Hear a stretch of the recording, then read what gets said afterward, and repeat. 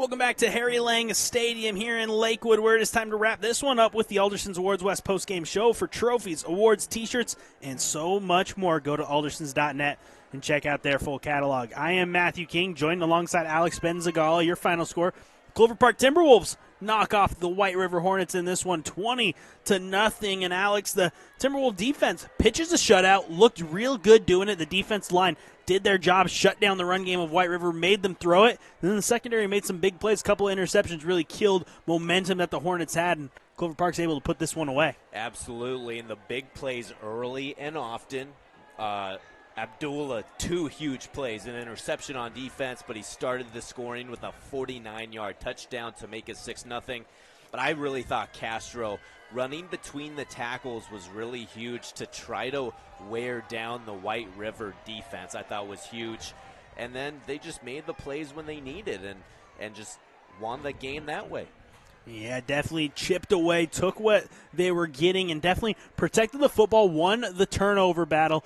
Just ground and pound, really, especially starting there in the second quarter. That last drive from then on, it was just running the football, keep it safe, tuck the ball high and tight, don't allow White River to take it away. For the Hornets, meanwhile, Aiden Rathbun looked pretty good at quarterback, a couple of interceptions, a couple of missed throws, but, I mean, he looked composed back there. He wasn't getting flustered. He believed in himself.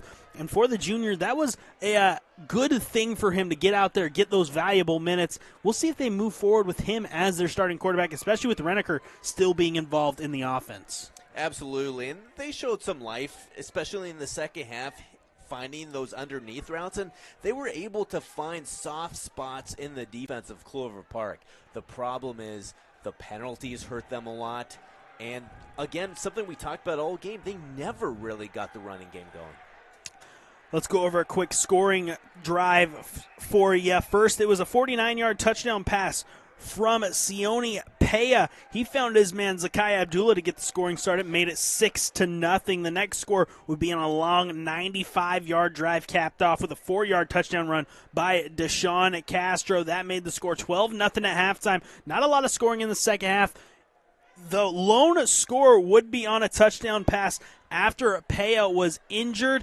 He would come out of the game. Kevin Parker would come in at quarterback to take care of business, and he would end up finding his man Jaden Daniels, who had a big game for a 9-yard touchdown.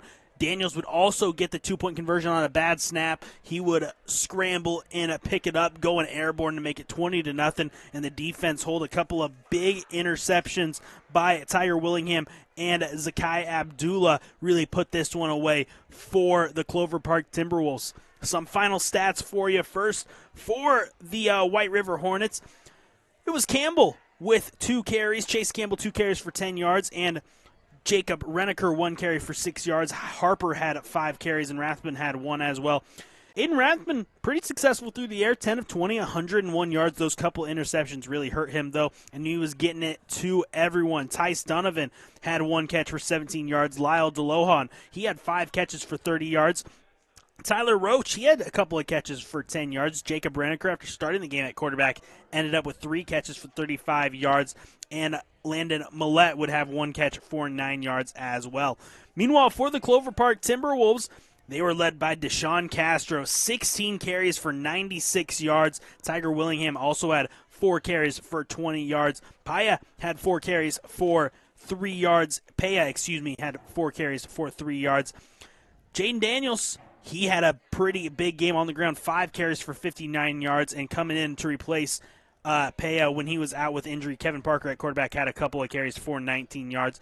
Peya through the air went 2 for 6 for 83 yards and a touchdown, and Kevin Parker, he went 2 of 3 for just 13 yards and a touchdown in that drive. And through the air, it was Zakai Abdullah, 1 catch, 49 yards. Jaden Daniels, 1 catch for 9 yards. Both of those were touchdowns. Isaac Lavelle, 1 catch for 34 yards, and Tiger Willingham, 1 catch for 4 yards. Let's go ahead and get your MVP of this one. And this is brought to you by Education as a Career. All school districts are in need of all kinds of employees, from teachers to custodians, lunchroom workers to paraeducators, and a huge need for school bus drivers. So education is a great career. Start your journey today by contacting your local school district.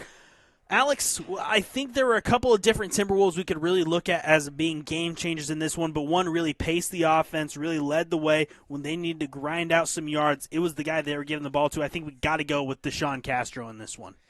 Yeah, but I don't think it's necessarily an easy decision because there were plenty of players who played very well for both teams, and especially Clover Park. I think that's a fair pick.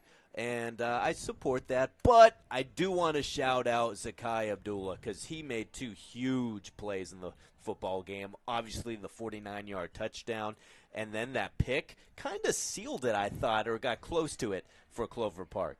Yeah, they had a lot of guys playing roles in this one. Shout out to Abdullah, but we're going to go with Deshaun Castro as your MVP for this one. Again, your final score, 20-0. Clover Park gets the win. Coming up next for both these squads, they will be back in action. Of course, next week, White River will be on the road next Thursday, 1 week from tonight, taking on Ording. Clover Park, they will be on the road as well. They will play Washington next Friday as they like to turn this into a win streak. On ESN, though, we got a lot more action tomorrow. It'll be Peninsula at Gig Harbor. Alex, you'll be there with Paul Beatty. River Ridge will visit Timberline. I believe it'll be Tony Davila and Josh Kaiser on the call with that one. I will be in Woodland as Washougal takes on the Woodland Beavers. I'll be there with Tyler Herger as well. Tumwater will visit Kelso. We get to do a Kelso game. Keith and Kerry Clark will be there on the call for that one. And Jamie Council over on the east side has Kennewick at Sunnyside. So a lot of great action coming up tomorrow. Alex, can't wait to get back to the football field. Yeah, and it was a great night tonight. 20-0 Clover Park, and might have surprised some people who were maybe looking at the scores around the state. You know, Clover Park's a program trying to build something, and this is a step in the right direction for Clover Park to start league play with a victory at home, and then they get a test next week against a Washington team that is very talented as well.